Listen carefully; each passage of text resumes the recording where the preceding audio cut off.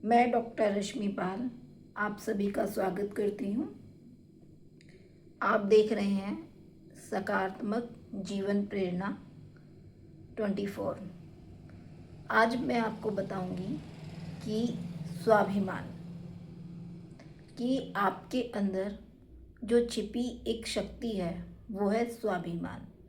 स्वाभिमान की जो ताकत है उसका हमारे जीवन में क्या महत्व है। स्वाभिमान एक ऐसा शब्द है जो बोलने में ही लगता है कि कितना पावरफुल है, कितना मोटिवेशनल है, कितना सकारात्मक है। अपने जीवन में स्वाभिमान को सर्वोपरि रखो, क्योंकि अगर स्वाभिमान है तो आपके अंदर, आपके चेहरे पर एक अलग ही चमक होगी।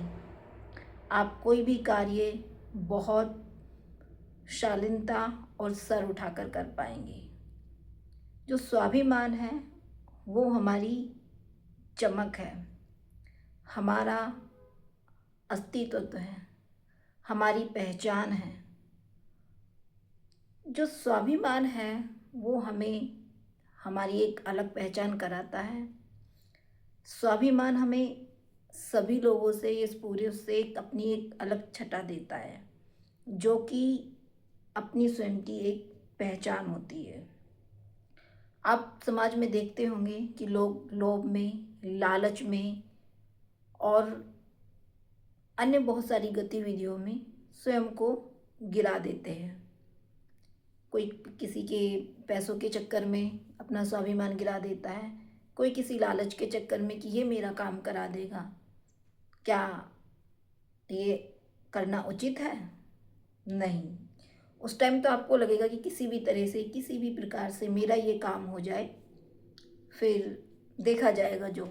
लेकिन ज़रा विचार करिए, सोचिए कि आपकी इमेज क्या रह जाएगी। नहीं, आपकी इमेज ही आपकी स्वाभिमानता का प्रतीक है। हाँ, कोई अगर हेल्प करता है निस्वार्थ होके तो प्लीज़ उसको ले लीजिए, कोई दिक्कत नहीं है। लेकिन अगर आपको इस शर्त पर रखें कि आप मेरा, मैं आपकी ये हेल्प करूँगा, आप मेरा ये काम कर दीजिए, क्या उचित है? नहीं। जो बात है वो स्पष्ट है, क्योंकि कहते हैं कि जैसा आप शुरू में दिखोगे, जो आपकी छवि शुरू में होगी, वो लास्ट तक उस व्यक्ति के सामने ऐसी ही बनी जाएगी।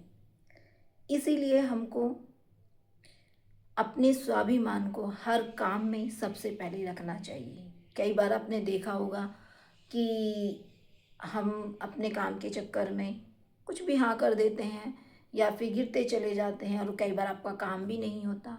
तो देखो आपके मन को कितनी ठेस पहुंचेगी और मन अशांत भी होगा। लेकिन अगर आप एकदम, जिसे कह सकते हैं कि निस्वार्थ भाव से, और बिल्कुल जिसे बोल सकते हैं आप कि तनिक भी आपके हृदय में लालच नहीं है कि नहीं मैं अपने उससे काम कर लूँगा, अपने तरीके से काम कर लूँगा, वह स्वाभिमान है। क्योंकि एक बार अगर आपका स्वाभिमान गिर गया तो इससे बहुत सारी हानियाँ होंगी। आपका मनोबल गिरेगा, आप अंदर से अशांत होंगे, और कई बार मन में ये सारी चीज़ें भी आएंगी कि मैंने ऐसा क्यों किया, क्या ज़रूरत थी, जिससे आप बार बार बार बार आपके जीवन में नकारात्मक विचार आएंगे। और नकारात्मक विचार आते हैं तो हमारा जीवन प्रभावित होता है, हमारा स्वास्थ्य प्रभावित होता है, मानसिक विकास हमारा रुक जाता है, जो कि हमारी जीवन की सफलता का सबसे बड़ा रुकावट है। एक छोटे से उदाहरण के माध्यम से मैं आपको बताऊंगी कि जैसे शादी होती है, एक सिंपल सा उदाहरण जो हम समाज में आमतौर पर देखते हैं। एक विवाह होता है, वो 10 साल चलता है, 12 साल चलता है, और पति अच्छा खासा मतलब कि कमाते हैं, मतलब बाद में नौकरी लगती है उस व्यक्ति की, और उस लड़की ने बहुत वेट किया उसका, हर चीज़ में साथ दिया, सुख में भी साथ दिया, दुख में भी, सारी घड़ियों में साथ दिया, मतलब कि जैसी भी थी, मतलब 90% तो दुख की ही घड़ियाँ थी, लेकिन साथ दिया उसने। और जब उसकी कुछ साल बाद जॉब लगती है तो वो उससे बात भी नहीं करता, दूध में मक्खी जैसे होती है ना, उसे निकाल के फेंक देता है। तो वैसे ही उसने किया। अब भाई लड़की को भी समझ में आ गया कि अब तो कुछ मेरा बचा नहीं है, ना मेरे से बात करते हैं, ना मुझसे पैसे देते हैं, या फिर मेरा कोई सामाजिक वो ही नहीं है। तो उसने क्या किया कि भाई मुझे तलाक दे दीजिए। और अब आगे देखिए कितनी दिलचस्प बात है। पति अच्छे खासे कमाते हैं, मतलब 1 सवा लाख। और जब वो डिमांड करती है कि आप मेरे लिए या तो घर बनवा दीजिए या फिर मेरे लिए 20 से 25 लाख रुपए कर दिए, आपको थोड़े ज़्यादा लग रहे होंगे, लेकिन ज़्यादा नहीं है थे वो। सिर्फ जो व्यक्ति उसके साथ 10 साल वो रह गया, 11 साल रह गया, और वो अच्छा खासा बहुत कमाता है, मतलब बी ग्रेड का वो व्यक्ति अधिकारी है, क्या उसने ज़्यादा मांग लिए? नहीं। तो जानते हो उसने उसे क्या कहा? 4 लाख। सोचिए, 10 साल पहले शादी हुई, 4 लाख तो तब भी नहीं लगे थे। सोचिए आप, क्या ये उचित था? तो उस लड़की ने जानते हो क्या किया? उस टाइम उसके पास ना घर था और ना ही कोई नौकरी थी, मतलब कुछ भी नहीं था, ना ही कोई ऐसे बहुत ज़्यादा उसका बड़ा अमाउंट था, और ना ही उसकी फैमिली से कोई हमें बहुत मतलब फैमिली से बहुत ही ज़्यादा मतलब उसको सपोर्ट था। बहुत मिडिल क्लास फैमिली आप कह सकते हैं उसको। ना कोई बच्चा, कुछ भी नहीं, मतलब सोचिए। अब उस लड़की के पास उसे लोगों ने बहुत बोला, बहुत समझाया कि भाई जितना मिला उतना तो ले ले, लेकिन वो जानती थी कि अगर मैंने आज 4 लाख रुपए ले लिए तो मैं क्या, मैंने 10 साल ऐसे ही बिता दिए इस इंसान के साथ, क्या वो इतने में तो एक आया भी नहीं रहती, वहाँ तो पूरी ज़िंदगी का सवाल था। तो उस लड़की ने क्या किया, छोड़ दिए। उसने कहा कि मुझको आप डिवोर्स दे दीजिए और आप अपना पैसा अपने पास रख लीजिए। तो ये उसका स्वाभिमान था लड़की का। देने वाला तो 4 लाख, उसको क्या सोचना चाहिए था, अगर 1 साल का भी 1 लाख लगाता तब भी 10-12 लाख होते। उस लड़की ने उससे सिर्फ एक ही चीज़ कही थी कि खाने के लिए भी मैं कमा लूँगी, कपड़ा भी मैं पहन लूँगी, बस मेरे लिए मेरा घर बनवा दो, या फिर ऐसे कितने कुछ पैसे दे दो ताकि मैं कुछ अपनी जीविका उपार्जन के लिए कुछ चला लूँ, कुछ भी, मतलब सेंटर खोल लूँ या जो भी है। और अब आप सोचिए कि वो व्यक्ति डिवोर्स हो गया, ठीक है, 1.5 लाख, क्या वो अमीर हो गया? जिसको नहीं थे क्या वो गरीब रह गई? नहीं, बात थी केवल उसकी स्वाभिमान की, सिर्फ स्वाभिमान की बात थी कि अगर आज मैंने ले लिया तो मेरी तो कीमत कुछ भी नहीं है, मिट्टी में हूँ मैं तो मेरा कहने का मतलब है, ये बात बताने का कि पैसा कोई इतनी बड़ी चीज़ नहीं होती है, स्वाभिमान बहुत बड़ी चीज़ होती है, बहुत बड़ी चीज़ होती है। कई बार तो पैसों के पीछे हमें इतना नहीं भागना चाहिए कि हम अपना सब कुछ गिरा दें। अगर वो 4 लाख दे देते तो क्या होता उस लड़के को? केवल 4 लाख रुपए होते, क्या उससे वो घर बना पाती या अपनी एक नई जिंदगी शुरू कर पाती, कुछ कर पाती? वो नहीं। सिर्फ उसने वो किया जो उसकी अंतरात्मा ने कहा,